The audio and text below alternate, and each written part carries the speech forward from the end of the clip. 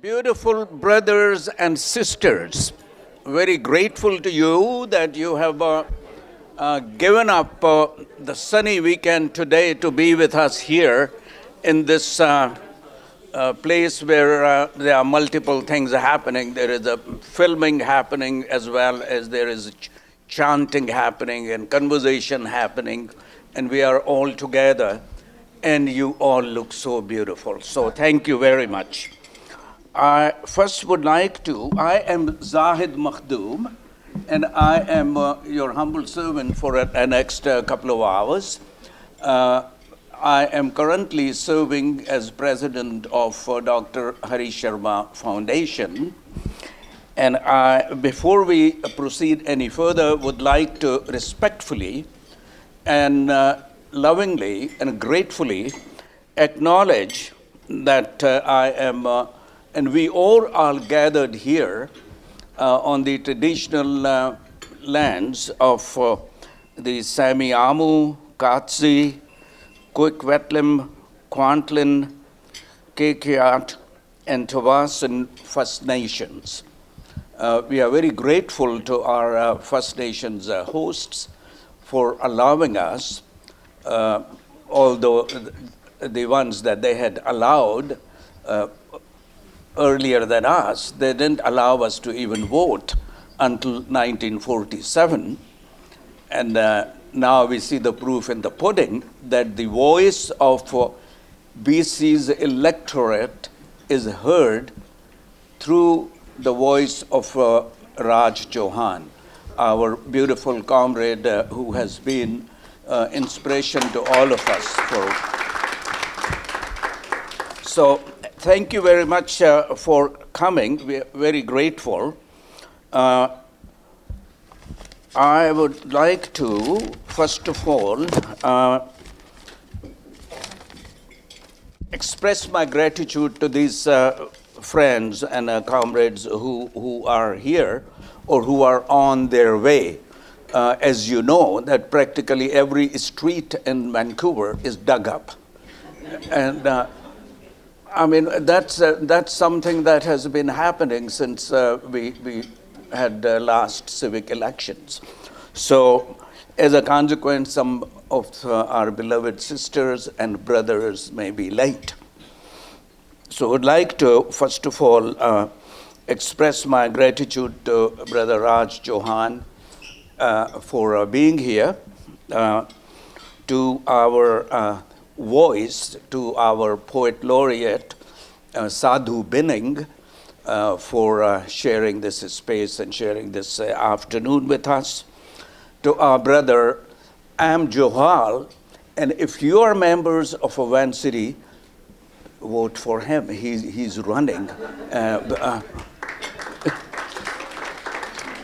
Am is a great community activist. We are very grateful to him for showing up at all these events. And he is one of the previous recipients of Dr. Hari Sharma Community Service Award that we issue every year during these proceedings. Would like to express gratitude to Sister Harsha. I think she's either on her way with her handsome hubby Harjab, or she is already here. Very grateful to Brother Hermender Singh Kailley. He is also one of our award recipients in the past, and he's our guide, our leader, our friend, our brother, our comrade. Very grateful to you, Brother Hermender, for being here. Would like to greet and express gratitude to comrades and friends from Chetna Association of Canada, friends like Sarjeet Bains and Manjeet Bains and Jay Burdi. Jay has been the voice of our beloved Dalit community here forever, since I have known him. I would like to express gratitude to Brother Makhan Tut. He is head of the Mamta Foundation of Canada. They do an exemplary work of helping educate people in the parts of Punjab where such facilities may not be available, where women may not be able to access the kind of opportunities which are otherwise available to others. Would like to express gratitude to Patricia Gruben and Martin Godfrey. Patricia is our vice president, does most of the work. That means I get to just to smile around and, drink wine and have a good time and attend my retirement parties.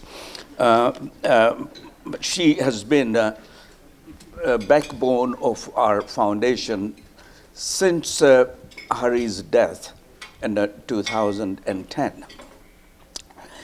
We are very grateful to her very supportive hubby, Dr. Martin Godfrey, who is always here, who is always supporting us, and who is a great pillar of our small activist community.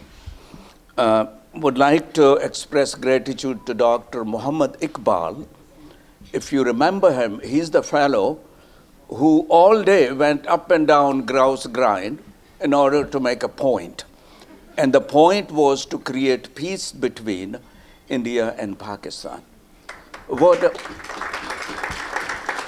a beautiful pursuit by this man who is really, he's the only person in this hall who is older than me.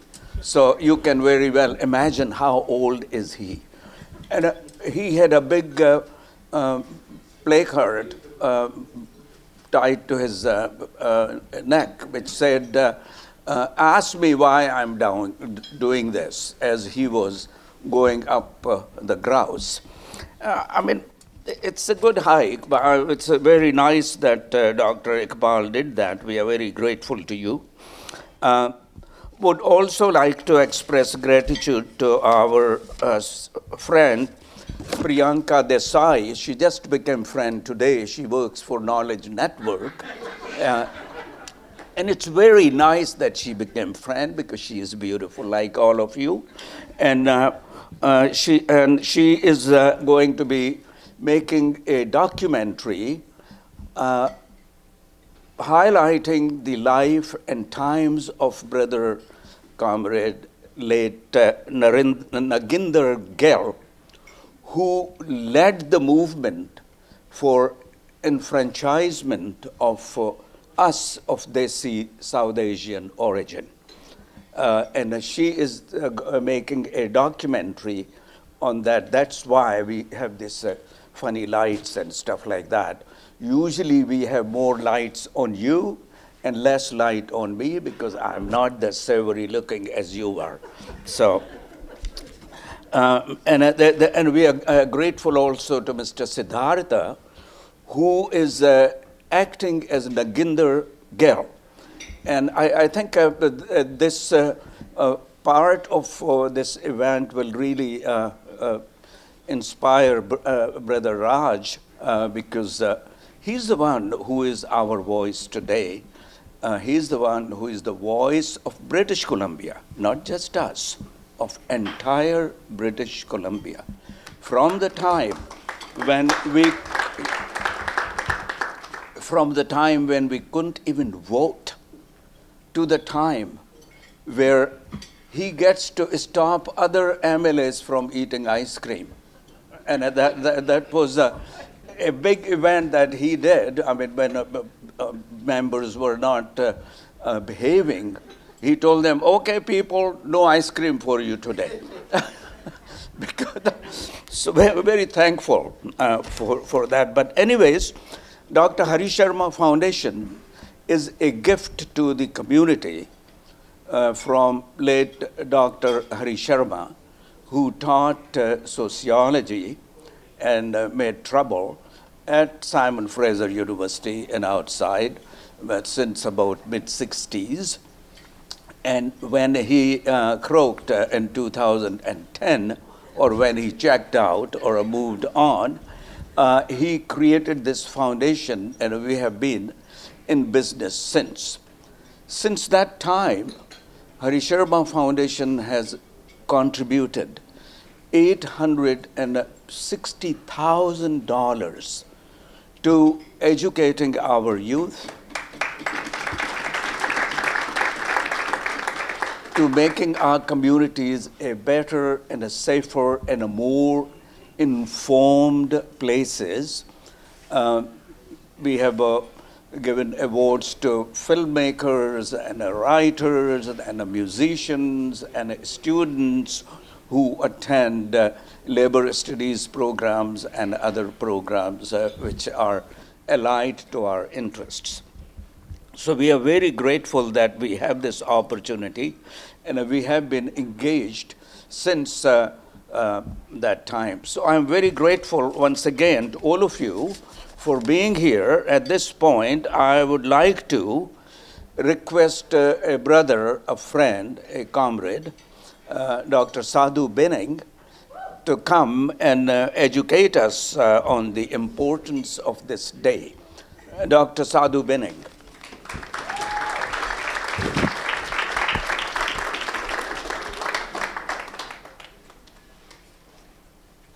Thank you. Thank you very much. Greetings to all. It's great to be here again. I guess what I'm going to talk about is I'm a bit nervous about it because all of you know the story, and we've talked about it before, and there isn't very much new that I can share with you, but still there may be some people for the first time, but that is a fact. But at the same time, I think we need to remember this day, and it's one of the most important days, not remembered by the community as it should be. So it's very important that Sharma Foundation have started doing this the last few years. How Indians won back the right to vote in Canada. When people from India, mainly from Punjab, arrived here at the beginning of last century, they thought that they were equal to people living in Canada. Canada was a British colony, as was India, and they were all British subjects and had the same rights. However, the white people living here didn't feel that way. They considered India a slave country and Indian people less than the whites. People started arriving here in 1903, and large numbers of them came here in the next few years. Till about 1907 or 8, there were 5,000 people from Punjab or India at that time. There was widespread racism against them, and whites believed that they wanted to keep Canada and Australia and New Zealand as well safe for white people only. All they wanted was some people to do their chores but not equal citizens. Based on these racist views in 1907, on March 26, they passed a law in Victoria taking away the right to vote from the Indian, as they had done, taken away these rights from people from China in 1874 and people from Japan in 1895. Then in 1908, they stopped the immigration from India by passing the Continuous Journey Law, which was challenged by the Punjabis by bringing Kamagata Maru in 1914. Not having the right to vote meant that Indians would live on the margins of society and would not be allowed to become full-fledged citizens. People realized the importance of these rights and immediately started to fight back. The first incident we know was in 1911, when Hussain Rahim voted in the municipal election of Vancouver. He was charged but later acquitted. This section of Hussain Rahim brought the issue in Canada to the forefront. The British Indian government wanted them to have this right because it was giving another reason for people here to organize and fight against the colonial rule in India. And they continue to struggle in various ways. The Indians continue to struggle in various ways at different stages of this 40 years long struggle to gain the right to vote in Canada.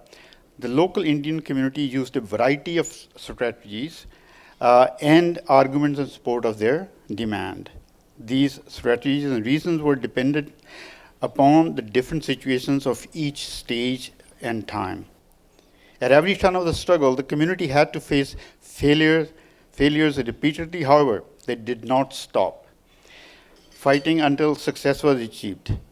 If we keep this fact in mind, that according to different reports, between 1942 and 1947, when the fight to gain the right to vote was at its peak, the total population of Indians in Canada was between 1,200 and 1,700. Then the significance of this struggle becomes more important. In 1940s, they repeatedly took delegations to Victoria. For example, on March 2, 1943, a delegation of Indians and their sympathizers met the Premier, John Hart of British Columbia. The members of this delegation were a whole long list of people. I've just named a couple. Narinder Singh Gill, Secretary of the Khalsa Diwan Society, Vancouver. Naranjan Singh, President of the Khalsa Society, Khalsa Diwan Society, Vancouver. Darshan Singh Sangha, who later became popular in Punjab's politically seen as Darshan Singh Canadian, and a number of other people were part of that delegation. We contend that in that delegation, when they went to Victoria and met the Premier, the Secretary of Khalsa Diwan Society, Vancouver, Naginder Singh Gill, read from the brief. We contend that the denial of these rights is without justification in logic or reason. We are people of an old democratic tradition. We believe in and are prepared to fight for principles and liberties of democracy. We want our children to grow up as good Canadians and responsible citizens.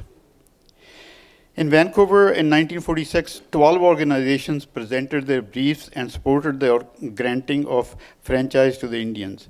In response to such support, the All-Party Committee of the BC Legislature on November 7, 1946, recommended that voting rights should be granted to Indians, Japanese and Chinese people. As a result, BC's legislature passed the Bill 85, which gave the right vote to Indians, Japanese, and Chinese Canadians in BC. Many other rights were also connected with the franchise. Our people who were barred from voting also did not have the right to hold jobs in many important sectors of the economy and civil administration. They could only work in some marginal sectors. It was due to the absence of this right that non-whites were not able to find better jobs even after getting higher education. Here I would like to mention a person's name as example from our history, Dr. Sadhu Singh Tammi. He came here in 1922 at the age of 16 and was the first turban boy to go to John Oliver School in Vancouver. He was the first Punjabi Indian to do a PhD in Canada, but because of these laws, didn't get a decent job with his education.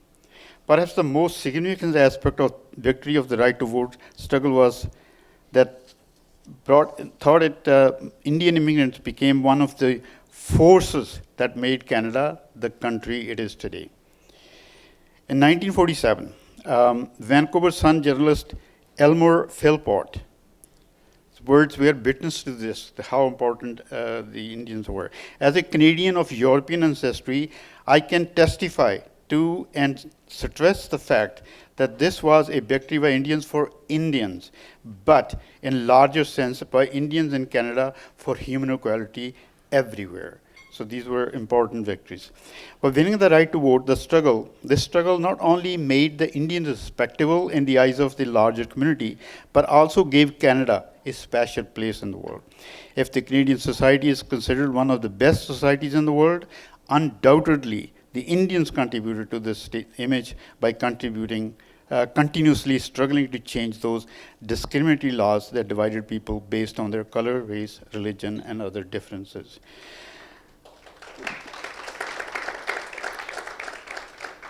Those who fought for 40 years, long years, for this right, thought that that day of victory would be written in golden letters in the history of the Indian community in Canada. They expressed their wish in a report published in 1947 by the Khalsa Diwan Society of Victoria, April 2nd. They said, April 2nd will always remain a red letter day in the history of our community as the day which brought us political freedom and equality with Canadian citizens under Dominion and provincial law. And for this reason, the Hari Sharma Foundation's effort to remember and celebrate this day is commendable. And it's great that they do it. I read this poem maybe a few times before that I wrote many years ago about April 2nd, 2 April 1947, because the day wasn't remembered. And this was many years ago. Now, at least there's one part of the community that do this, and we meet every year in April, early April here, like we're doing today. So this is, I'm going to read part of it in Punjabi and same sort of in English because we've read it before, but I'm doing this because somebody said that they need to have this done, and that's Priyanka, who's filming everything. So 2 April 1947, ਮੁਆਫ ਕਰਨਾ ਮੇਰੇ ਬਜ਼ੁਰਗੋ, ਅਸੀਂ ਇਸ ਵਰੇ ਵੀ 2 ਅਪ੍ਰੈਲ ਦਾ ਦਿਨ ਸੁੱਤਿਆਂ ਲੰਘਾ ਗਏ। ਤੁਸੀਂ ਜਿਸ ਦਿਨ ਲਈ 40 ਵਰੇ ਲੰਮਾ ਸੰਘਰਸ਼ ਕੀਤਾ, ਅਸੀਂ ਉਹ ਦਿਨ ਕਦੇ ਯਾਦ ਹੀ ਨਹੀਂ ਕੀਤਾ। ਉਂਝ ਤੁਹਾਡੀ ਯਾਦ ਵਿੱਚ ਕਰਦੇ ਬੜਾ ਕੁਝ ਹਾਂ। ਤੁਹਾਡੇ ਕੋਲ ਤਾਂ ਗਦਰ ਨਾਂ ਦੀ ਇੱਕੋ ਹੀ ਸੰਸਥਾ ਸੀ, ਸਾਡੇ ਕੋਲ ਨੇ ਦਰਜਣਾ। ਤੁਹਾਡੇ ਨਾਲ ਤਾਂ ਇਕੱਲੇ ਖੱਬੇ ਹੀ ਤੁਰਦੇ ਸੀ। ਸਾਡੀਆਂ ਸਟੇਜਾਂ 'ਤੇ ਹਰ ਰੰਗ ਦੇ ਸਿਆਸੀ ਨੇਤਾ ਭੱਜੇ ਆਉਂਦੇ। ਕੋਈ ਸਿਰ ਫਿਰਿਆ ਹੀ ਲਿਖਦਾ ਸੀ ਕਵਿਤਾ ਤੁਹਾਡੇ ਲਈ। ਸਾਡੇ ਲਈ ਰੰਗੀਲੇ ਕਲਾਕਾਰ ਚਾਹੁੰਦੇ ਚਾਹੁੰਦੇ ਖੱਟੇ ਮਿੱਠੇ ਗੀਤ ਗਾਉਂਦੇ, ਪੰਜਾਬੀਆਂ ਦਾ ਦਿਲ ਪਹੁੰਚਾਉਂਦੇ, ਵੱਖਰੀ ਜੀਵਨ ਜਾਚ ਸਿਖਾਉਂਦੇ। ਖਾਓ ਪੀਓ ਐਸ਼ ਕਰੋ ਮਿੱਤਰੋ, ਭੰਗੜੇ ਪਾਉਣ ਲਈ ਮੈਦਾਨ ਵਿੱਚ ਨਿਕਲੋ। ਸੰਘਰਸ਼ ਪਰ ਕੋਈ ਵੀ ਕਰਿਓ ਨਾ, ਭਗਤ ਸਿੰਘ ਨੂੰ ਚੇਤੇ ਭਾਵੇਂ ਰੱਖਿਓ, ਉਹਦੇ ਵਰਗੇ ਕ੍ਰਾਂਤੀਕਾਰੀ ਬਣਿਓ ਨਾ। ਖਾਓ ਪੀਓ ਐਸ਼ ਕਰੋ ਮਿੱਤਰੋ। That kind of message that was given to the community. So I'm just going to leave it there and maybe read that part in English as well. So April 2nd, 1947. Respected elders, forgive us. Once again we let April 2nd pass while in slumber. We know it is very beneficial to remember our history, and believe you us, we do a lot of remembering all year round. As we agree, yes, we agree so far, we have never bothered to remember the victory you won after 40 long years' struggle and gave us the right to vote.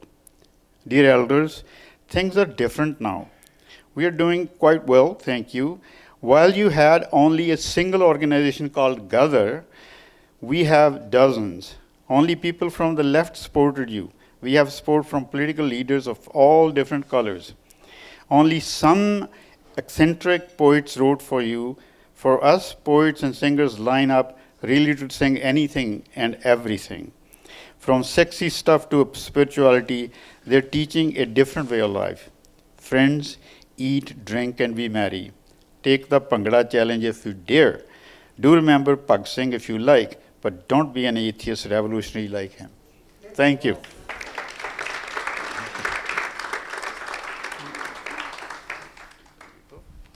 Thank you, Sadhuji. As always, inspirational, very grateful to you.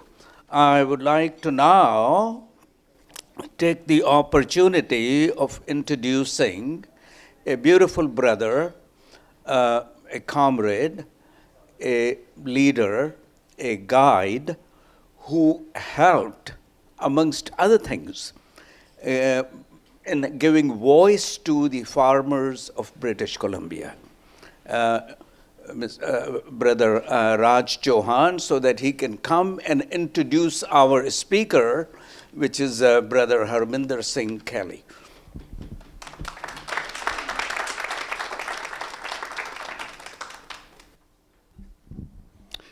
Thank you, Zahid Bhai. Before I introduce our guest speaker, our brother, our comrade, I also want to just highlight and repeat a few things what Sadhu and Zahid have been saying. We have come a long way. You know, from 1907 all the way up to here, we have achieved a lot. That journey that we walked on, our pioneers walked on, was not easy and still not easy. And now, even though I am the Speaker of the Legislative Assembly of British Columbia, but I have done nothing. I'm just simply trying to walk the path of our pioneers, our Gadri Babas. They're the one who made that easy and possible for all of us. So we have to remember that. And what Sadhu's poem was saying, Khao piyo ash karo mitro pangde pao, that is still happening here. Many people still don't remember that history of our people, our struggles in this country. So as a Hari Sharma Foundation, I think all of us who are members, it's our responsibility to take that message to the next generation. People sitting in this room, we all know what happened since people arrived and what they have gone through, what they lost, what they gained. But the next generation people here, the younger ones, they don't remember all that. So if we lose that connection, the gains that we have made can again be taken away. There are forces in the community now who are going out of their way to cause division, hate, for people like us, indigenous sisters and brothers, LGBTQ, you name it. So they are really making a very cautious effort to create that division. So it's all of us, it's important that we continue to raise our voice, otherwise we may lose what we have gained so far. For that reason, our community members are not only active in academia or business and all that, but in the labor movement. We have made lots of gains there as well. Because it was the labor movement who stood with us when we were fighting for the right to have our right to vote back. It was the International Woodworkers of America. Those were the kind of unions who stood with us. And now we have huge presence in the labor movement, but that, again, also we need to have somebody like Hermender Kailley. When he's born and raised here in Canada, as a young person at age 3, he had to go through lots of discrimination in the school, from his peers and all that. He was challenged and harassed. He went through lots of things. So as a result, at that time, he decided, or his parents decided, to change his name from Hermender to Harman. And he continued to be known for that name for many, many, many years, until he became and he got elected as Secretary Treasurer of BC Federation of Labor. Then he, with great pride, he took that title back, that he called himself, I am Hermender Singh Kailley.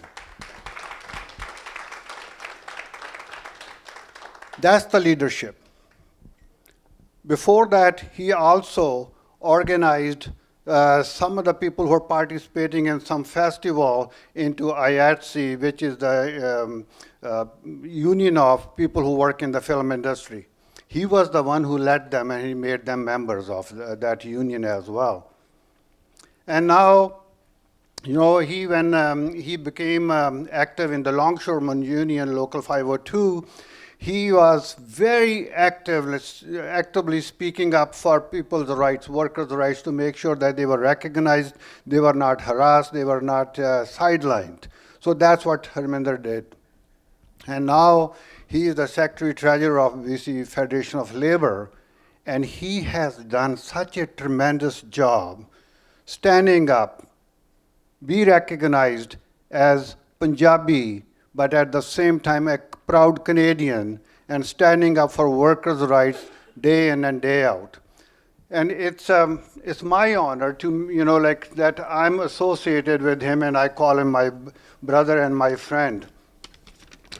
Harinder has given me a big page to read about him.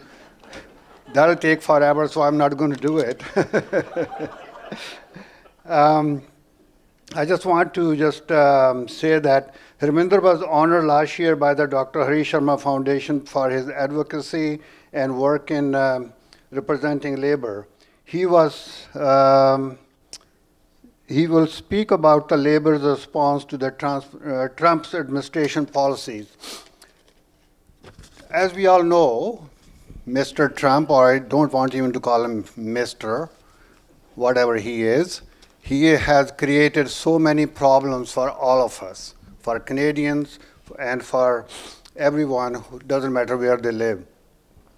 So despite his activities, despite all that harm he has done to us, we should never forget that people in Canada and many people in America are still good people. We are friends. Even though we are very resentful to what he is doing, what I did as a Speaker of the Legislative Assembly, I reached out to the Lieutenant Governor of the Washington State. So we became friends. He's a Democrat. So he and I start talking about the strengths of our both side of the border. And so as on January 8th, I signed interstate parliamentary friendship agreement between British Columbia and Washington State. So we have to remember that we should not forget those ties, those relationships, that we have to continue. Trump is not going to be there forever, but our friendship will be. So in that respect, Hermender's work is amazingly important, what he is doing here in the labor movement. So it's my honor to request my brother, my friend, to come and say a few words.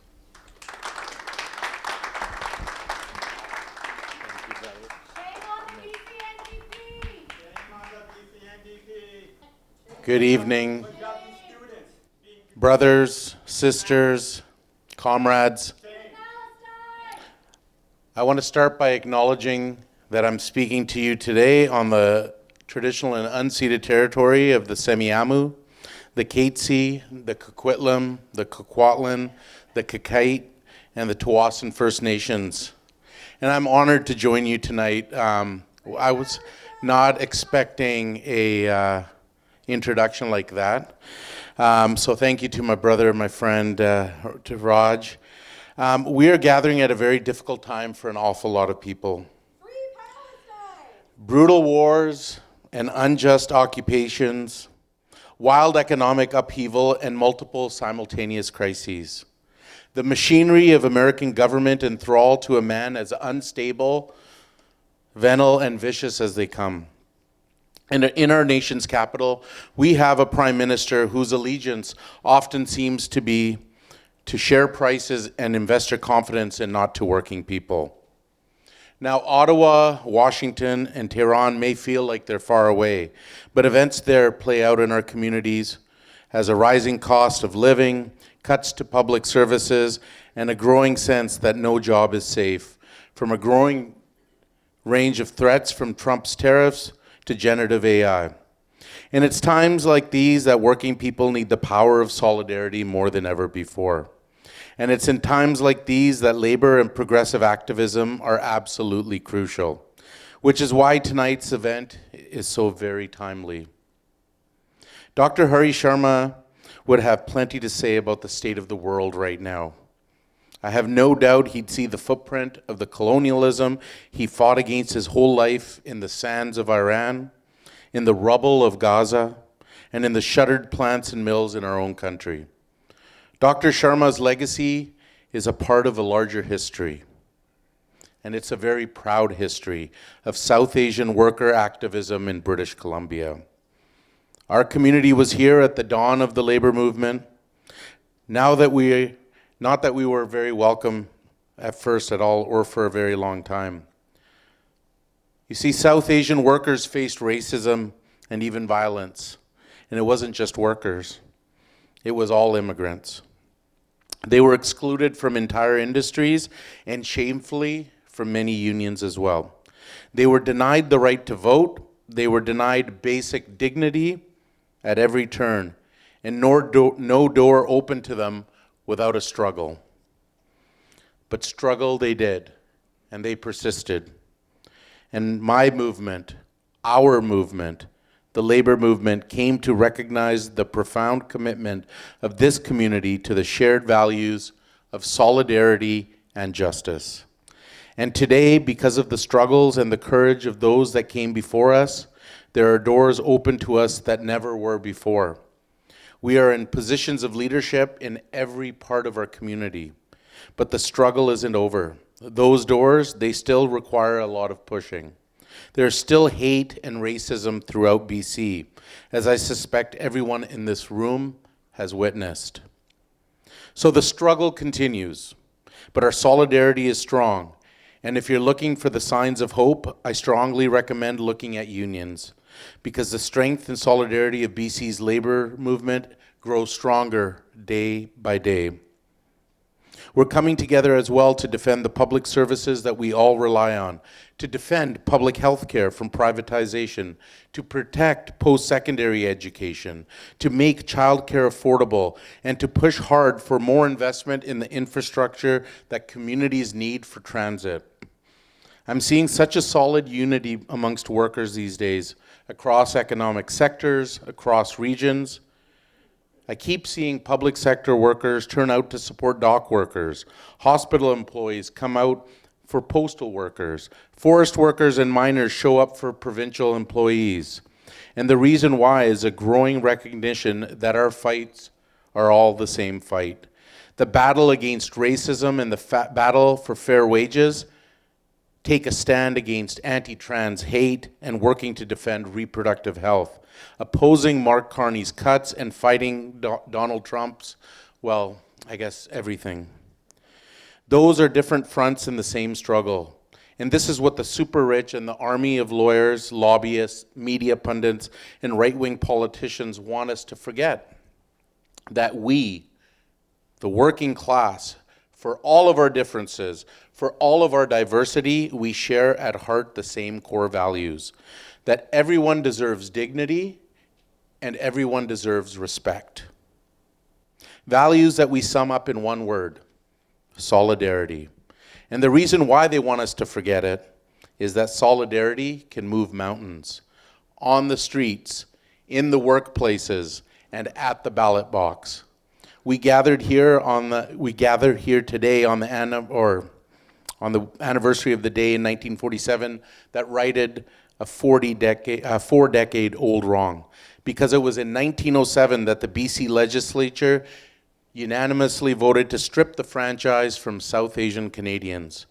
And here's how one MLA put it: if we can't keep them out of our country, we can keep them out of the ballot box.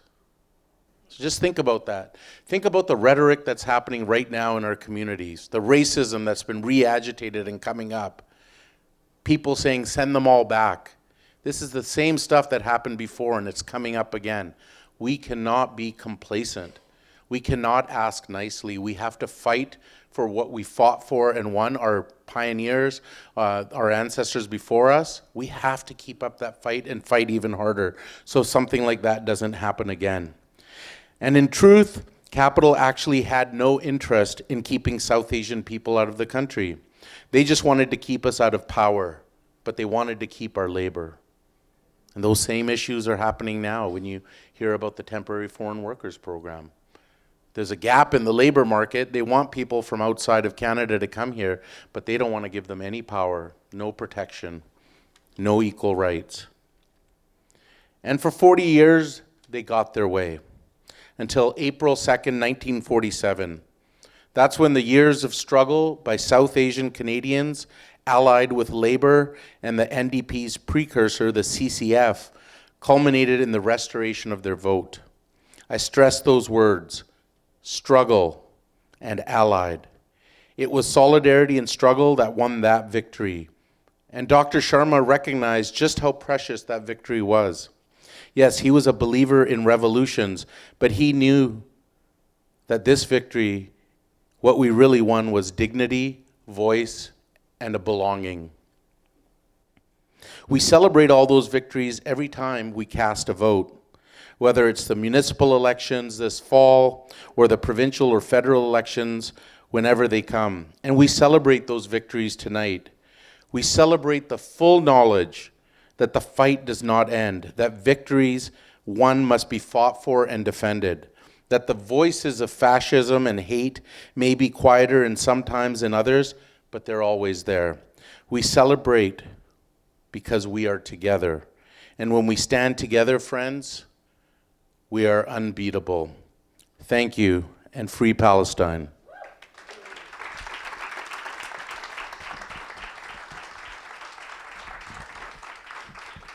Yes, indeed, free Palestine.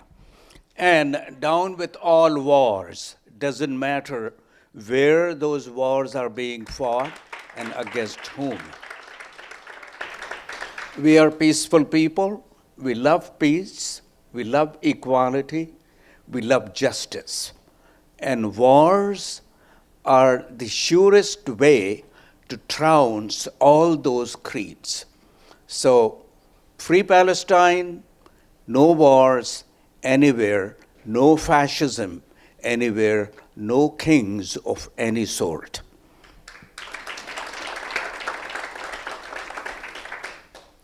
Well, as you know, that these lights and all these fancy things around us, they are because of our beautiful sister, Priyanka Desai. These are the new people. They are the ones who are trying to inform us. They are trying to help us develop understanding of the world around us. And she's working on a documentary on brother Naginder Singh Gill, who was instrumental in making Raj Chauhan possible. And I would like to now invite the fellow who is playing the role of Naginder Singh Gill, Brother Siddhartha, to come and say a few words to us. Brother Siddhartha. Thank you so much for having me. This is a recreated speech that us as a film crew recreated. We hope you enjoy it. We have tried conscientiously to fulfill the duties and responsibilities of citizenship. But we have been denied the democratic rights of that citizenship. We contend that the denial of these rights is without justification in logic or reason. We are a people of old and democratic tradition. We believe and will fight for the principles and liberties of democracy. We want our kids to be good Canadian citizens, to be responsible citizens. We have been patient in our wait. We believe that the time will change, that the doors will open. But how long must one wait to be seen? We wake up choosing this country. We wake up choosing to believe in this country. We choose to build, to work, to endure. And yet, every day, this country reminds us that we do not belong. Do you know what it is to send letters home and not know what to say. To tell your wife and your children, things are better here, but you cannot come here yet. To live in a land where you feel alone and they do not let you bring your wife and your children here. Do you know what it is to see other men speak their truth, vote, decide on the future of the land that you have given your life to, and be told that your voice has no value? We are not looking for dignity. We already have that. What we are looking for is for you to stop taking away our dignity. We're not weak men. We have fought wars. We have crossed oceans with faith in our hearts. We have remained silent because we believed silence would earn us respect. But silence has only made us invisible. I want my children to grow up and say, I'm Canadian, without asking for permission. Is that too much to ask? If we can build this province, this country, why are we not good enough to have a voice? We have done everything in our capacity to make this our home. So then why are we treated like lesser men? All we are asking is to be allowed to stand next to you, not behind you. Thank you.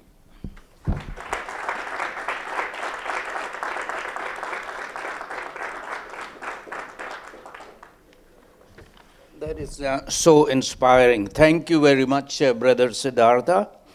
Now, I would like to once again say thanks to some of the people who have later joined. I can see them now. Sister Patricia and Brother Martin Godfrey are there. Sister Harsha has come in, and we are very grateful to them. These are the new voices of our new person in Canada, and we are very grateful to you, Harsha, for being here. Now, would like to now invite a brother, a friend, who has educated us for years about the ravages of nuclear power. And now that we are almost at the precipice of nuclear accident, would like to invite my brother, my friend, my comrade, M.V. Ramana, Dr. M.V. Ramana of Leo Center at UBC, to come and help hand over these awards to a couple of people. Thank you, Ramana. Thank you, Zahid. That introduction was not quite appropriate because I'm not going to talk about nuclear stuff at all. But yes, thank you. Yeah. So my name is Ramana. I teach in UBC, and I'm a member of the board of the Sharma Foundation. And on behalf of the board, it's my pleasure and my honor to introduce the the awardees for today. But before that, I wanted to also echo the call for free Palestine and the stopping the bombing of Iran and Lebanon and other places, in part because the people I'm going to be introducing were all people who were expressing solidarity with people who are far away from here, whether that's in Pakistan or in India, for progressive causes there. And this is one of the great causes of our time, Palestine, right? And I do believe Palestine will be free at some point. So. Anyway, so my job here is to introduce the two awardees. So I'll start by introducing the Committee of Progressive Pakistani Canadians. The Committee of Progressive Pakistani Canadians I'm actually following the speech that Hermender gave, unlike Raj. I'm actually going to go through that entire speech in the same way. The Committee of Progressive Pakistani Canadians is a vital diaspora organization in Canada and a community-rooted voice for progressive, secular, and democratic politics within the Pakistani Canadian community. Guided by its vision of socialist democracy, pluralism, and peace, CPPC works to advance social, economic, and political justice in both Canada and Pakistan through nonviolent struggle, solidarity, and public engagement. The organization champions universal human rights, gender and social equality, labor and working class movements, environmental protection, and strong public institutions, while opposing authoritarianism, militarism, racism, imperialism, and all forms of exclusion. By situating Canadians of Pakistani origin firmly within Canada's broader social justice landscape, CPPC builds alliances with Indigenous, labor, anti-racist, and progressive movements, fostering a political culture rooted in collective responsibility, internationalism, and democratic transformation. CPPC emerged in response to Pakistan's 1977 military coup, when General Muhammad Zia-ul Haq overthrew the elected government of Prime Minister Zulfikar Ali Bhutto and imposed martial law. Zia's dictatorship dismantled democratic institutions, crushed progressive politics, instrumentalized religion, and entrenched military rule while aligning closely with US Cold War interests. This period of intense repression, during which Zulfikar Ali Bhutto was executed, resulted in severe constraints on democratic and left-wing forces in Pakistan. In 1982, during General Zia's visit to Canada to seek legitimacy and diaspora support, the Pakistani embassy organized a large reception at Toronto's Royal York Hotel. Outside, in heavy snowfall, a small group of politically conscious Pakistanis, led by Omar Latif, undertook a protest that did disrupt the event. In a speech, Zia praised those gathered within the room and mocked the misguided few who were chanting outside, but clearly that means that the protest had had an impact even on him. After the protest, Omar, along with other friends and comrades, established the Committee of Progressive Pakistani Canadians, CPPC, which was envisioned as a political organization to defend and advance left-wing politics, both within Pakistan and the Pakistani Canadian diaspora. The CPPC quickly became a political and intellectual refuge, fostering organizing, debate, and cultural expression at a time when secular and left-wing politics were under sustained attack. Through forums, cultural activities, and advocacy, CPPC has continued to connect Pakistani Canadians with progressive movements in both Canada and Pakistan.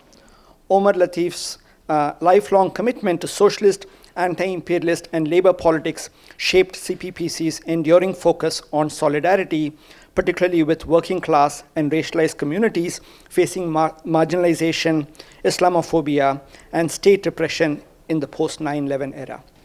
It's my pleasure now to give the award to Shehzad.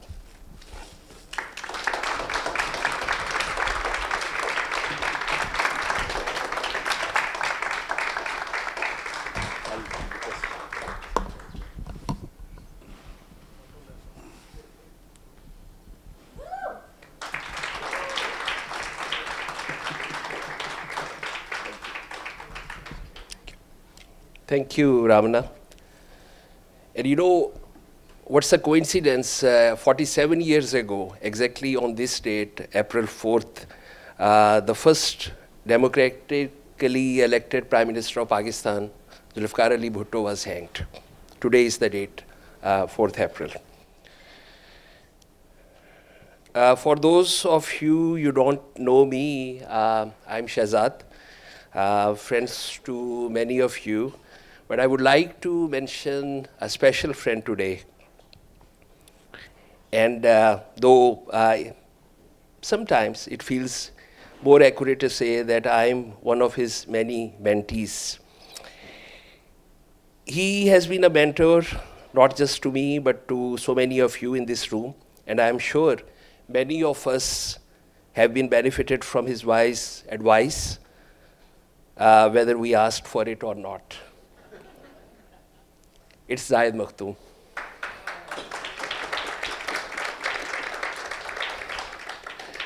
Zahid just retired after 30 years of public service as a judicial judge, where he stood firmly for what is right, fair, and just, with integrity, empathy, and remarkable patience.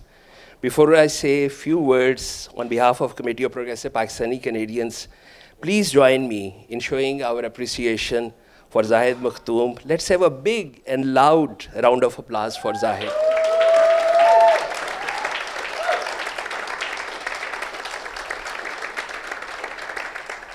Thank you, Zahid. Thank you, so I'll read the letter, a small letter from the Executive Board of Committee of Progressive Pakistani Canadians. And it starts as, Dear members and Board of Directors of Sharma Foundation, on behalf of Committee of Progressive Pakistani Canadians, we are writing to express our deepest gratitude for the honor you have bestowed upon our organization to be recognized by the Dr. Sharma Foundation, an organization whose commitment to social justice, community education, and empowerment we have long admired, is a profoundly meaningful moment for us. For over 40 years, the CPPC has worked tirelessly to raise progressive political, social, and class awareness among South Asian Canadians, and particularly within the Canadians of Pakistani origin. This work has been rooted in the belief that solidarity, critical thought, and collective action are the essential to building a just society. And to have these decades of effort acknowledged by organizations like Sharma Foundation that share our values and vision is both humbling and deeply affirming. It's a great honor to be recognized by colleagues and comrades. We stand in solidarity with you as you celebrate the vital work of Foundation and the community you so faithfully serve. We at CPPC look forward to continuing our shared journey of building progressive movements across the country. Please accept our warmest congratulations on your own ongoing achievements and our sincere thanks once again for this generous recognition. In solidarity, from the Executive of Committee of Progressive Pakistani Canadians. Just few words from me on the Vancouver chapter of Committee of Progressive Pakistani Canadians, and I would like to again sincerely thanking the Sharma Foundation for this honor. It truly means a lot to us, for the Progressive Pakistani Canadians, and especially the Vancouver chapter, and to everyone who believes in fairness, inclusion, and peace in our society. It's really nice to see so many familiar faces here today, and also some new ones, that in itself says something very powerful. It shows that people still care, people still want to connect, and people still want to build something better together. If I may say this openly, the world right now feels not little heavy, super heavy. What has happened in Gaza, 70,000 people, and the significant majority of those 70,000 people were children and women. And what are now we seeing in Iran remind us that a lot has happened and much is still unfolding around us. News of conflict, uncertainty, and division seems to be everywhere. And even when it's far away, it finds its way into our conversations, into our hearts, into our brains, in our communities, and sometimes all around us. But the gathering like this reminds us of something very important, that despite everything, there are still people who choose kindness, who choose empathy, who choose dialogue, who choose to stand for the justice and peace. And honestly, that is where the real strength lies. Because no matter how committed one person or one organization is, meaningful change happens when we come together, when ideas are shared, when efforts are aligned, when we support each other instead of working in isolation. All of us, we come from different cultures, languages, backgrounds, but we stand on common values. And those common values are respect, inclusion, fairness. And these are not just the words, these are the responsibilities I believe we carry forward. And best part is each one of us has a role to play. Sometimes it is the work we do through organizations. Sometimes it's a very simple everyday actions, a conversation, a gesture, a willingness to listen. These small moments quietly shape stronger and more connected communities. When progressive and like-minded, peace-loving people come together, something special happens, and this is the energy. There is understanding. There is a sense that we are not alone in this journey, and that feeling is very powerful. This recognition today is not just about looking back at what has been done by CPPC or all of us, or individually, or through organizations. I believe it is also about looking ahead, about continuing the work, continuing the struggle, about staying connected and supporting one another, especially in the times when the world feels very uncertain.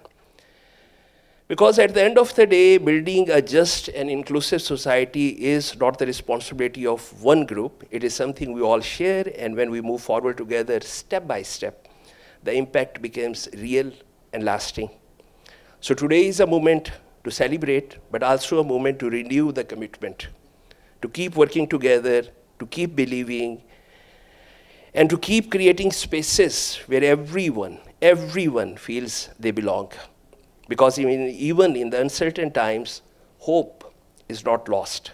It lives in people like you, me. It lives in the gatherings like this, and it grows every time we choose understanding over division and peace over conflict. I would like to close by with the timeless words of one of the most respected poets from the Pakistan, Faiz Ahmed Faiz. And these words carry hope and strength for all of us. Faiz says, हम देखेंगे, लाजिम है कि हम भी देखेंगे, वो दिन के जिसका वादा है, वो जो लौहे अज़ल में लिखा है, हम देखेंगे, लाजिम है कि हम भी देखेंगे. Free Palestine.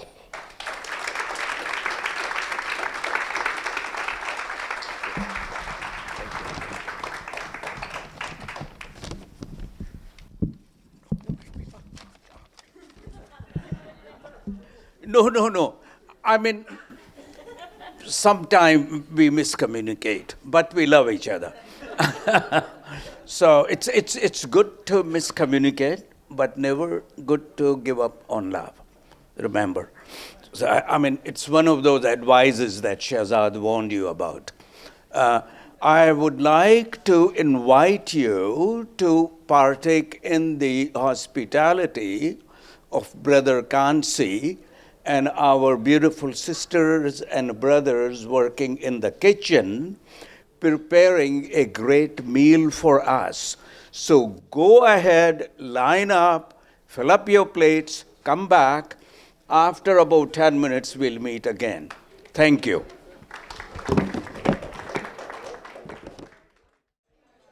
Hello.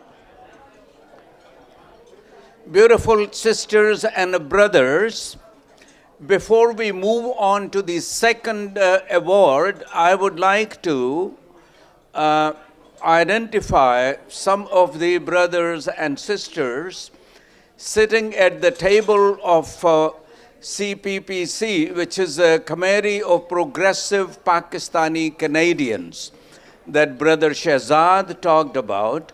I would like to introduce Mr. Nawaz Sumro. He is a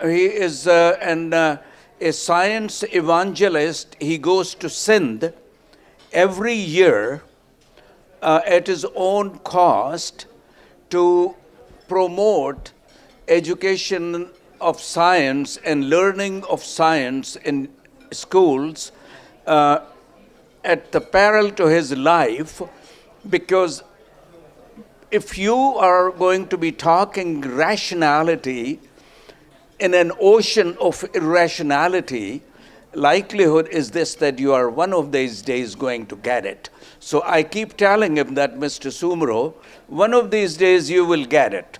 And that is the reason every year he returns, I celebrate that, because thankfully he has returned. So we are grateful to you, Mr. Sumro, for being here. We have with us on a CPC table Dr. Saif Khalid. He's an agronomist, a great intellectual with roots in Lollywood, believe it or not. And Lollywood is a Pakistani edition of Bollywood because it's in Lahore. I would like to introduce Brother Abdul Hamid, a great artist, student from National College of Art in Lahore, and we are very thankful that he is here. Sister Rahat Imran, or Naz Imran, who is a professor, and would like to also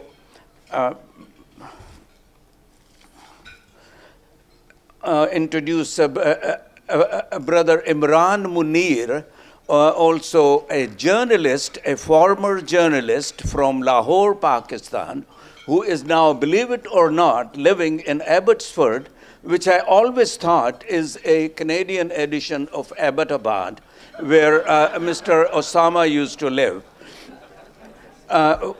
Would like to also introduce Brother Hamoud. He's a great cook and a great worker for a CPPC. They have done a marvelous job. And I also would like to, since we have remembered some people, would like to remember not only Omar Latif, who left us about 3-4 years ago, but also Dr. Hassan Nawaz Gardezi. He was a sociologist, and Dr. H.N. Gardezi, who taught most of his life at Algoma College in Sault Ste. Marie in Ontario, before retiring to Peterborough and writing a couple of books and editing one, which was Totalitarianism in Pakistan. Hassan was very instrumental in the organization of CPPC. I remember, along with him, mulling along all night, trying to craft a proper wording for the manifesto of CPPC. Would like to introduce special guests, Sister Lee Loftus and Sister Natasha Fairweather and Sister Anna B. Fairweather, for representing the BC Labour Heritage Center. We are very grateful to you for being here. We love you very much, and your presence is inspiring. Would like to now again invite my brother Ramana, okay, not to tell us anything about nuclear things. He must be bored doing that in school, to take us to the next point. Thank you. Thank you, Syed. Now it's my great pleasure and privilege to introduce the other awardee, Dolores Chew. Dolores lives in Montreal on the unceded lands of the Kanyen-Kehaka Mohawk people, where she teaches history and humanities at Marianopolis College. She's an affiliate associate professor at the Simon de Beauvoir Institute of Concordia University. She's originally from Calcutta, Kolkata, India, and identifies as an Anglo-Indian, a minority group in India. Since 1976, when she joined the Indian People's Association in North America, IPANA, Dolores has been active in diasporic politics in support of democracy in India, and later in other formations that work on South Asia more broadly.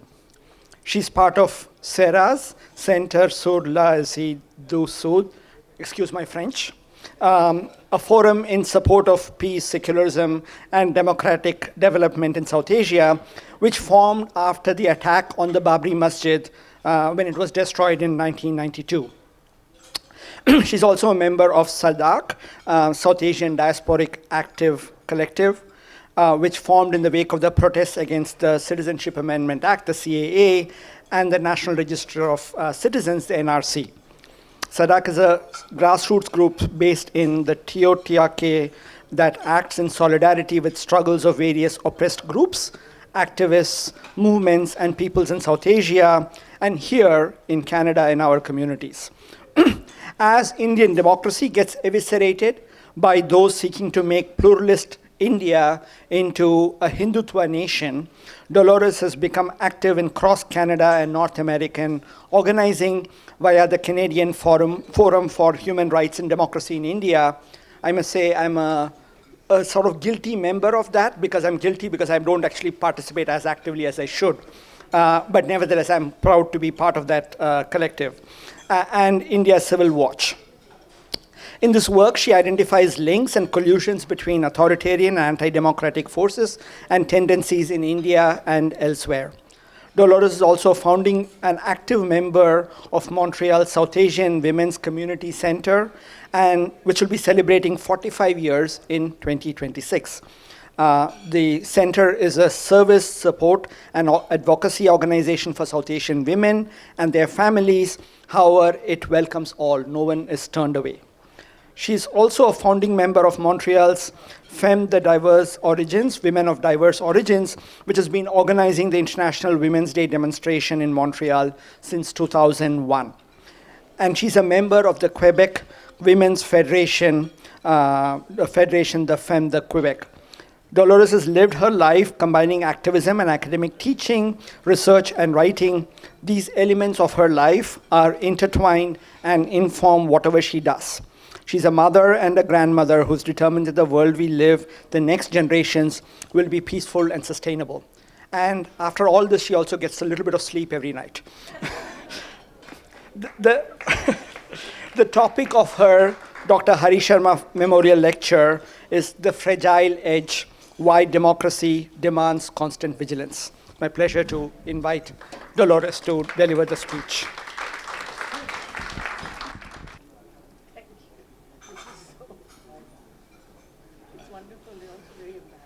No need to be embarrassed. Oh, sorry. Oh, sorry. That? Okay. Actually, come that side. I'm not the one getting the award. She's getting the award.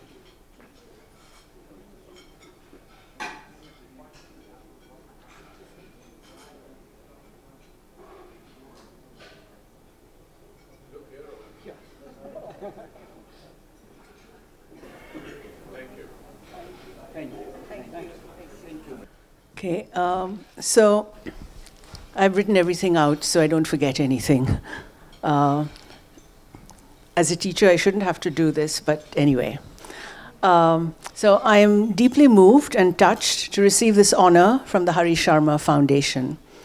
I'm also deeply honored to be in the company of the Committee of Progressive Pakistani Canadians, who have also been recognized for their significant contribution to the community. And I personally know some of the committee members. I had met Hassan Gardezi numerous times, largely through the auspices of Hari Sharma, and I've read his work. There are many who are to blame, or should I say are responsible for me being who I am and for doing what I do. My family, my parents, my sisters, Jennifer, who's here, who paved the way in myriad ways, my sister Lois, their children, my partners, past and present, Rana and Mrityunjoy, our children, Siraj and Durga, and the grandchildren for whom we want to leave a better world.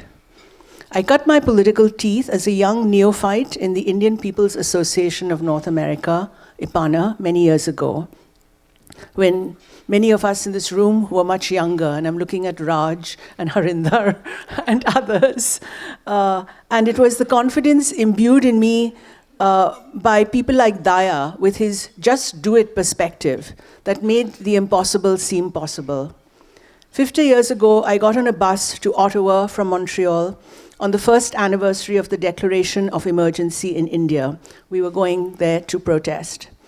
We went to Ottawa to stand in front of the Indian High Commission, and as I like to say, I never got off that bus.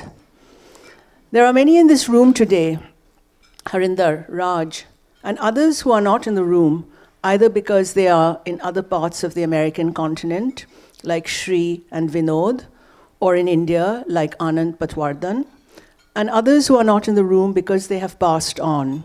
And here I am remembering Daya, Chin, Hari, and Rana, who have all contributed immensely to the work we have done and continue to do, work that has shaped who I am and what I do. And as the years have passed, there are many others as well, kindred spirits and fellow travelers. And the collectives, like our sisters in the South Asian Women's Community Center, SAWC, who have held steadfast, making SAWC the go-to place for individuals, families, communities, and a point of reference for those seeking to get representative voices from our community. For my part, this honor is also recognition of the many interlocked arms that have nurtured, sustained, and supported me through all these years in our communities of resistance and struggle. And we continue. Thank you very much.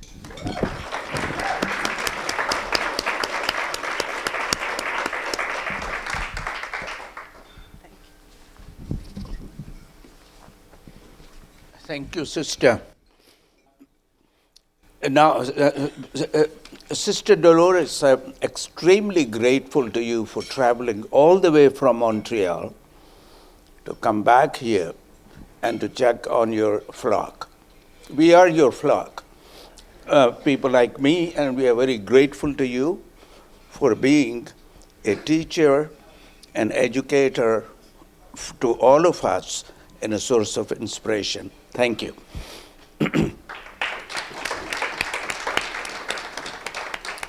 Well, I think we have gotten to the point where you have been fed, right?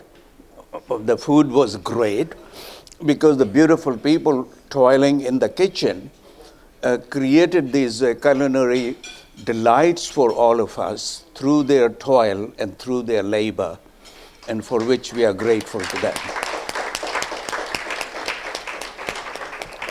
And also, through Sister Dolores, would like to express gratitude to Sister Jennifer Chew, who also has traveled all the way from Montreal to be with her beautiful sister, as well as to be with us and give us all the blessings of her being. Thank you very much. Would like to acknowledge two people wearing keffiyehs.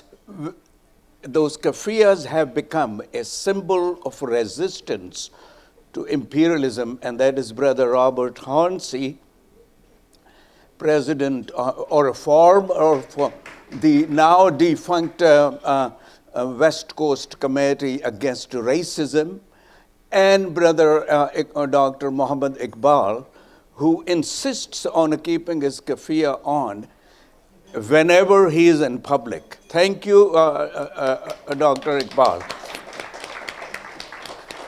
So have a good day. Very grateful to you. Would like to acknowledge my colleagues, Harinder Mahel, for being the exemplary leader in our midst and for helping us out. Grateful to Brother Ramana for doing a remarkable work of keeping us on track, and for handing out the awards, introducing both CPPC and Sister Dolores. Very grateful to all of you, and of course, grateful to you for giving up your afternoon in the sun and to be here together in solidarity. Thank you, love you all, and stay beautiful. Okay, so I'm going to give a little talk. It's entitled The Fragile Edge, Why Democracy Demands Constant Vigilance. So I come from Jojaga, Montreal, which is on unceded indigenous lands, whose custodians are Gani and Kahaga Nation. and I respectfully acknowledge that I am currently on the traditional, ancestral, and unceded land of the Coquitlam First Nation that lies within the shared traditional territories of the Tsilel, Watut, Katsi, Musqueam, Squamish, Kekatl, and Stolo nations. It is an honor and privilege for me to deliver this year's Sharma Memorial Lecture, which is held annually to commemorate the historic day when the South Asian community won the right to vote in British Columbia. We often link the practice of voting to the notion of democracy, which brings me to the title of my presentation, The Fragile Edge, Why Democracy Demands Constant Vigilance. But what does democracy mean? And what does it mean for us now in these fraught times in which we live? In the liberal democracies we inhabit, in which, despite a voting process that can be very politicized and problematic, with the first-past-the-post system, access to the vote and ballot box carries a certain amount of weight and is one way for us to ensure our voices are heard. But is this what democracy boils down to? We live in times when these questions and issues are far from academic. In Canada, in the province in which I live, Quebec, and elsewhere, south of the border in the USA, and in my country of origin, India, and elsewhere, democracy has been perverted to become majoritarian dominance. We are aware of hegemonic power and how it works, how exclusions are being legislated and thus made legal, while violating every principle of justice. We also live in times when power imbalances result in penalties and privations being imposed on those who speak truth to power, as we see concerning genocide in Palestine. And also the fickleness of the moment, the flavor of the day, as with the response after the Truth and Reconciliation Commission report and the calls to action were published, but now a slow fading of that commitment on many fronts. We know that things go in waves, that progressive gains that were the result of decades of struggle against various inequalities, gender, race, socioeconomic, have resulted in backlash with fears of so-called replacement of the white majority, have resulted in hard-lined othering, racism and Islamophobia, strong anti-migrant sentiment, toxic masculinity, and the manosphere. What we see is how in liberal states, progressive change is tolerated as long as it doesn't fundamentally threaten the established status quo of race, of gender, and of economic privilege. And it is these limits that we need to be alert to. And so if we want true democracy that provides for all in a society, we must be vigilant, we cannot let up, we have no option. I find it useful to use lessons from the past that can inform our thinking and practice today. The exclusions, the anti-migrant sentiment when migrants are blamed for all manner of societal ills, the current changes to immigration laws that are a significant attack on refugee and migrant rights and impact us. These are not new for our communities. In Canada, as we've heard earlier this evening, exclusion acts, continuous journey clauses, to keep Canada white, internment camps, and stripping of rights, security certificates, harsh changes to immigration laws have a long history. The stark reality of the impacts of changes to immigration are revealed in the tragic death of 42-year-old Manjeet Singh of Montreal on 16 January in the middle of the night in Park Extension this year. Manjeet likely wouldn't have died if there had been adequate homelessness shelters in Park Extension, if the chalet at Park Howard, where he sometimes sought refuge, hadn't been closed without notice and without any alternative in the middle of winter, if social and community housing had been available, if a regularization program had been put in place. Manjeet arrived in Canada in 2018, hoping to build a better life. He leaves behind his wife, his 2 children, and his elderly mother in India, who had hoped to be reunited with him one day. Manjeet was one of a growing number of Park Extension tenants who are undocumented or living with precarious immigration status. As the federal government implements increasingly exclusionary immigration measures and limits pathways to permanent residency, many migrant tenants are unable to renew their work permits or access income support. Rising rents and evictions in Park Extension are also pushing migrant tenants into precarious and often exploitative room-sharing situations where they have few rights or recourse.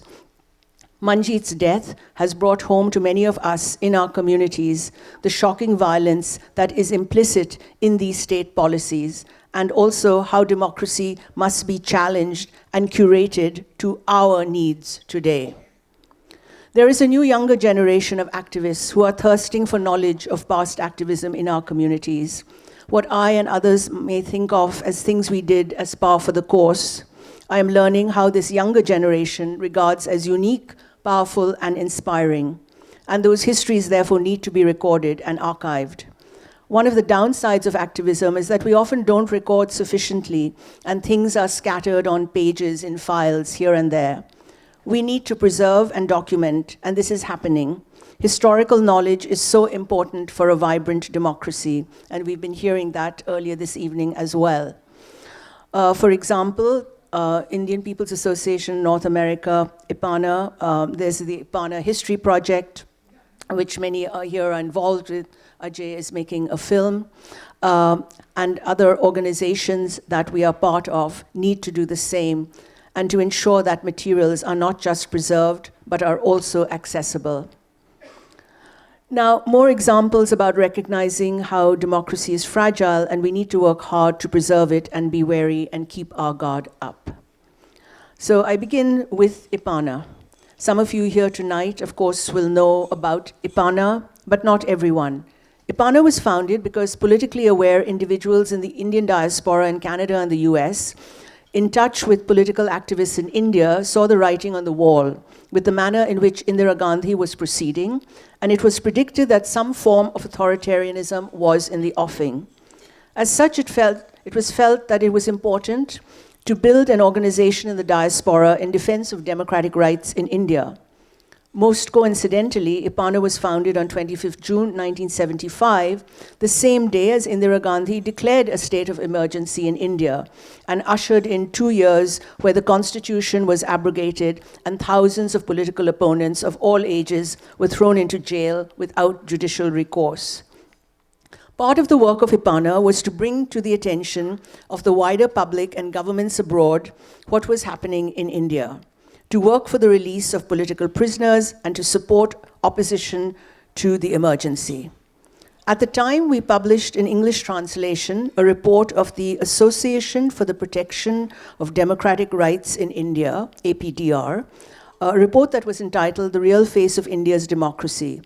This was a report that had been destroyed while it was being printed, and only a few copies were smuggled out of India.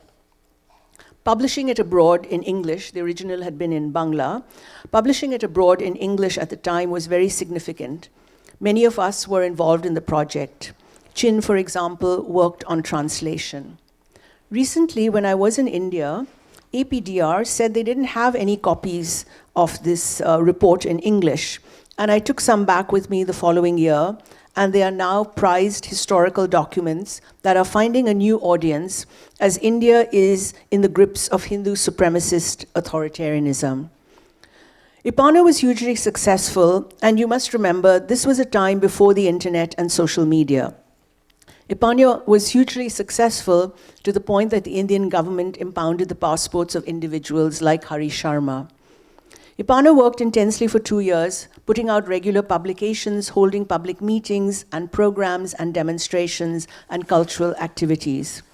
Those of us like myself and my sister Jennifer, who cut our political teeth in IPANA, learned to speak publicly, to write persuasively and passionately, to organize.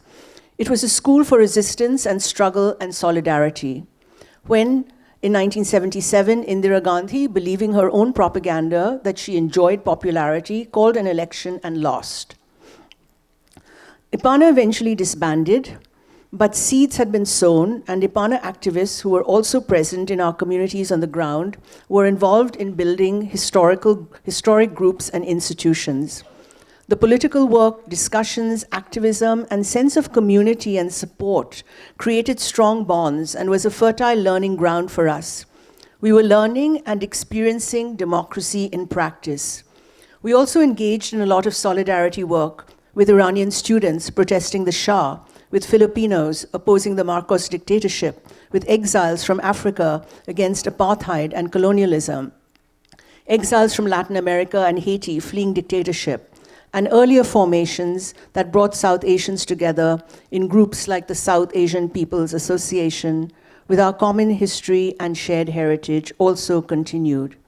And we also engaged in work here for migrant justice and against racism and indigenous rights. It was a rich political culture that we were living, and that also fed into our views and positions in terms of politics here and the nature of democracy and the importance of organizing and building coalitions with other communities of resistance to get our messages out and heard, to ensure our voices had power. IPANA also inspired us to form other organizations to work for the community on the ground in the diaspora. To mention some, of course, in BC, you're very familiar with this, the groundbreaking Canadian Farm Workers Union, the BC Organization to Fight Racism, and some of us inspired by the emergence of a burgeoning women's movement in India and Canada, formed a women's caucus in IPANA, causing a certain amount of angst for some of the older male members. Patriarchy and gender politics needed to be worked on. Eventually, in Montreal, this contributed to the start of the South Asian Women's Community Center, which this year is celebrating 45 years. Tisri Dunya, thank you.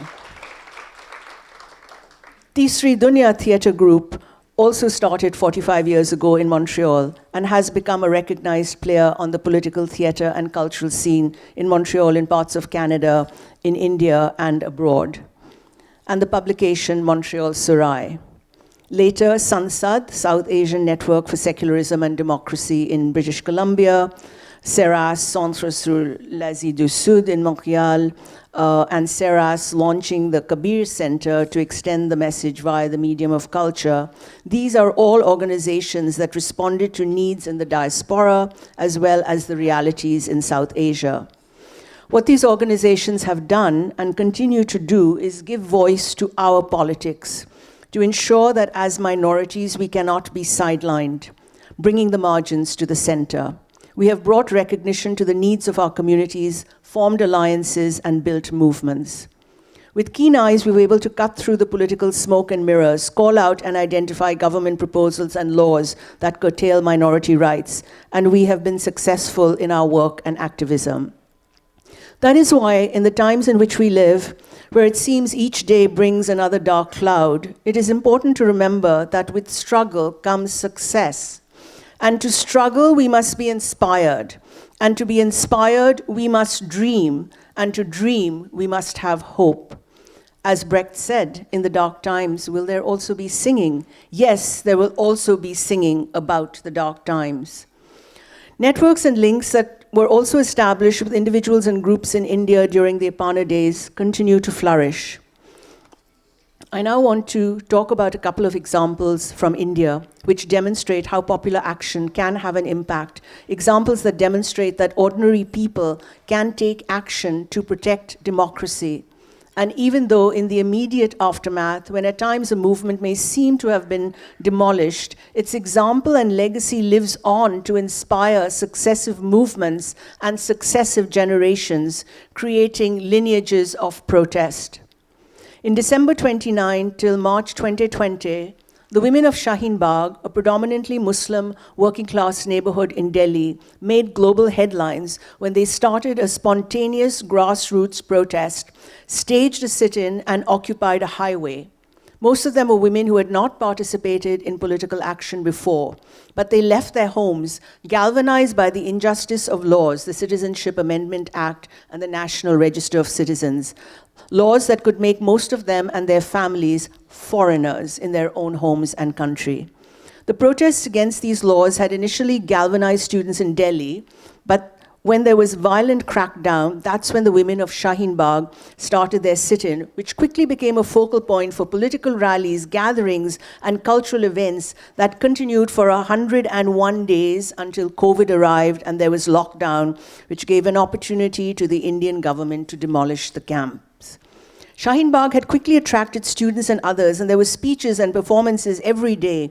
Muslim women voiced their political opinions, negotiating with gender and religion-based discrimination. They had to fight the multiple forms of patriarchy of Indian society while protesting against hyper-masculine Hindutva politics.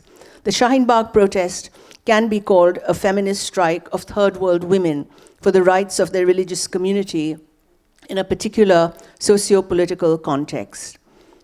Shaheen Bagh was inspirational, and even after the fact has remained a beacon of possibility. When ordinary people challenge draconian policies and assert their rights, change can happen. It educates and inspires those who are unaware, or those who are skeptical or fatalistic in the onslaught of continuous harassment and bludgeoning down, those who are struggling to survive and who may feel pessimistic, and so for whom at times politics seems a luxury. Shaheen Bagh is an inspiration. The Shaheen Bagh protests also demonstrate that democracy and the thirst for democracy is not just the purview of privileged political classes. And then we have the amazing example of democracy in action with the Indian farmers' protest and strike that happened over the course of a year from 2020 to 2021 in a very hot summer and a very cold winter. It was a movement that challenged a neoliberal state, but also raised issues of equality beyond economics, issues of gender and of caste. Women were very active in all sectors of the organizing and sustaining of the movement, and their participation was informed by a keen awareness of patriarchy. Their speeches and performances raised many issues, including women's oppression, and they talked about corporate greed, of livelihoods destroyed and lives made miserable through communal agendas of the right-wing majoritarian regime. Also participating in the farmers' protest and strike were Anganwadi workers, contractual employees, teachers, employees of public sector units, which were being privatized, employees working for the minimum guarantee scheme, and so on. These were peasants, working class people, not all of them from organized groups and unions. They organized public education sessions, organized libraries and publications, and marked special days, including International Women's Day. They called out the government's application of the draconian UAPA laws. They profiled the political prisoners detained under this law without bail, some of whom died through lack of care. These platforms turned into a school, a university of people resisting, providing the intellectual tools for understanding the diverse oppressions which the dispossessed endured as Dalits, small and marginal farmers, contractual employees, and as women. The unions used these platforms to build consciousness and unity. Political resistance developed from this understanding. The farmers' movement was first and foremost against neoliberal capitalism that wanted to corporatize agriculture, and it, at least for the moment, has pushed back against that encroachment. Another example I want to share to illustrate how important democracy is, yet how fragile it is, and how democracy also needs to be emphasized and engaged with as a system that could ensure minority rights, is from my home province of Quebec. And linked to that is the identity. Who is a Quebecer? Who has democratic standing and must be counted? Some of you may be aware that last week, the Supreme Court of Canada, over the course of 4 days, something highly unusual for so many days to be set aside for hearings on one case by the Supreme Court. The Supreme Court heard from those in opposition and those in support of Bill 21. This was a law that was passed in Quebec in 2019 with respect to the banning of ostentatious religious symbols being worn by individuals in positions of authority, judges, prosecutors, public school teachers.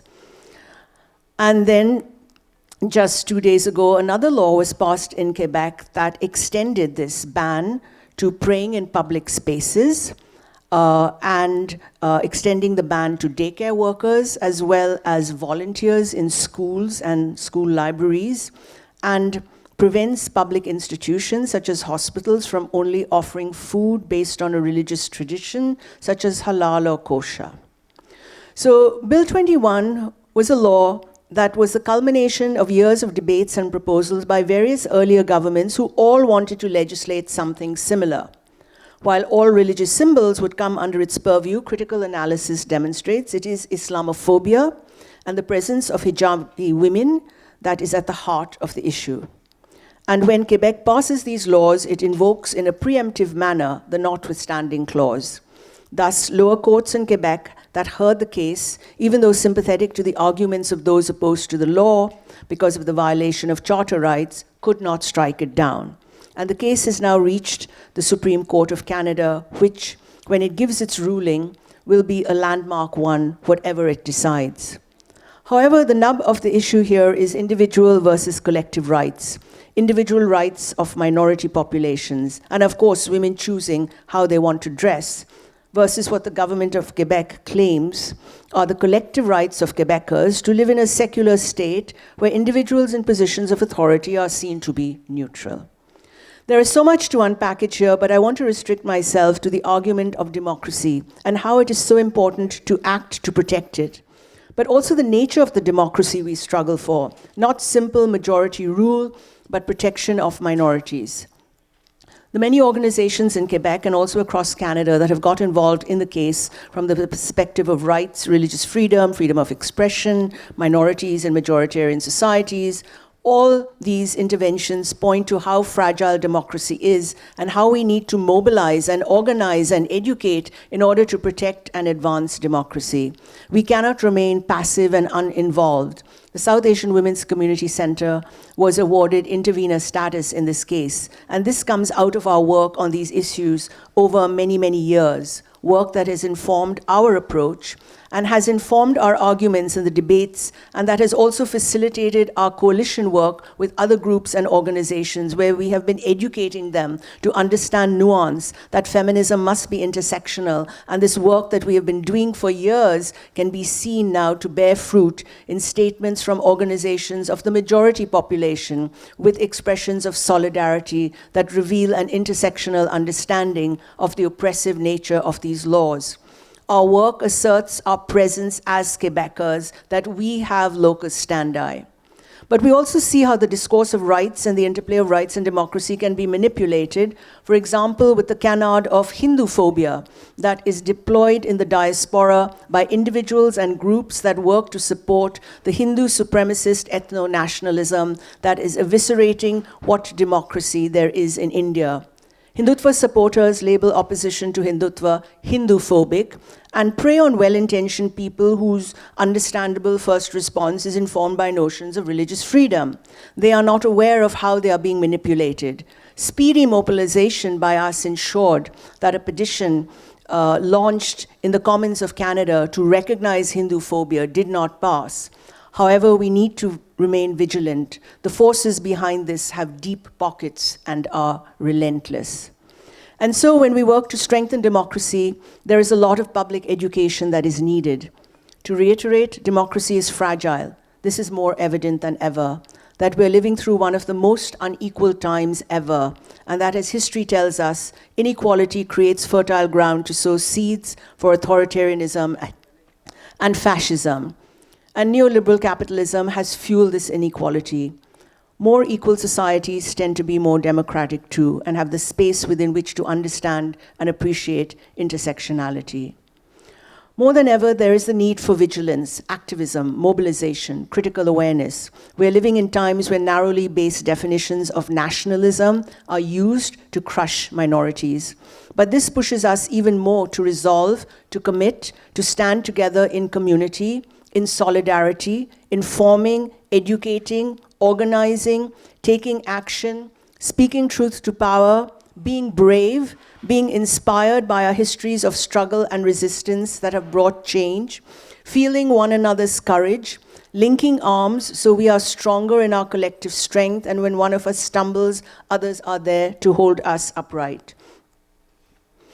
I would now like to end by inviting everyone in the room to join in a group chant, which some of you probably already are familiar with.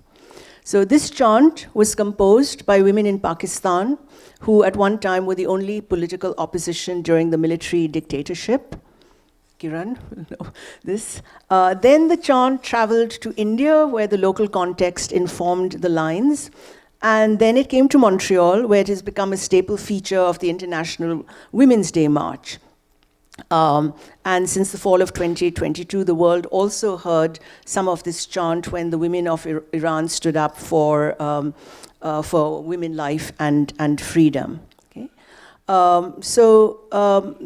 The call out always ends with the word azadi. So it's a word many of you will already be familiar with, as it is a word in Urdu, Hindustani, but it's there in Persian, Kurdish, etc. Okay? So I'm going to do the call out, and I will invite everybody to chant back azadi. Okay? So we can all do this together, our collective strength. From patriarchy, azadi. From all hierarchy, azadi. From endless violence, azadi. From the absence of peace, azadi. From helpless silence, azadi. For walking freely, azadi. For talking freely, azadi. For praying freely, azadi. For protesting freely, azadi. From fascism, azadi. From colonialism, azadi. From imperialism, azadi. From sexism, from racism, from climate disaster, for dancing madly, for singing loudly, for self-expression, for Palestine, for celebration. We love it madly. Come say it softly. Now say it loudly. On streets we shout. In homes we shout. It is our right. We'll die to fight. We'll snatch and take it. You wait and watch it. Azadi, azadi, azadi.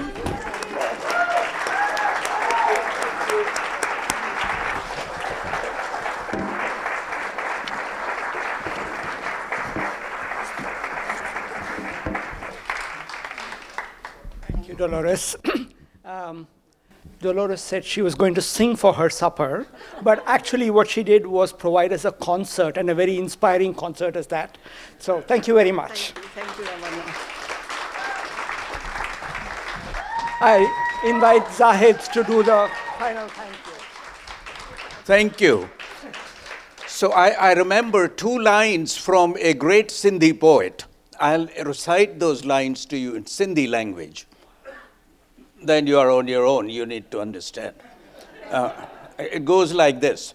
Sajo deho datra ubhaje kare, lakhe idaja chandra ubri pavan. If everybody in the world raises their sickle up, there will be countless crescents of Eid that will rise. Thank you very much, and thank you very much, Sister Dolores, for your inspirational conversation with us, and a reminder to us that yes, free Palestine, no war, no fascism, no authoritarianism, no militarism, and we are very grateful to you for helping us understand where we have gone through this struggle in terms of liberation of women, liberation of children, liberation of minorities, and liberation of people who have the least amongst us. So very grateful to you for educating us. Very grateful to all of you for being here. And grateful to Brother Ramana for reminding me that no, the event was not over when I said it's over. So it's called old age ravages, you know. I mean, sometimes those things happen. So I hope you'll forgive me. Have a wonderful evening. Love you all. Stay beautiful. Thank you.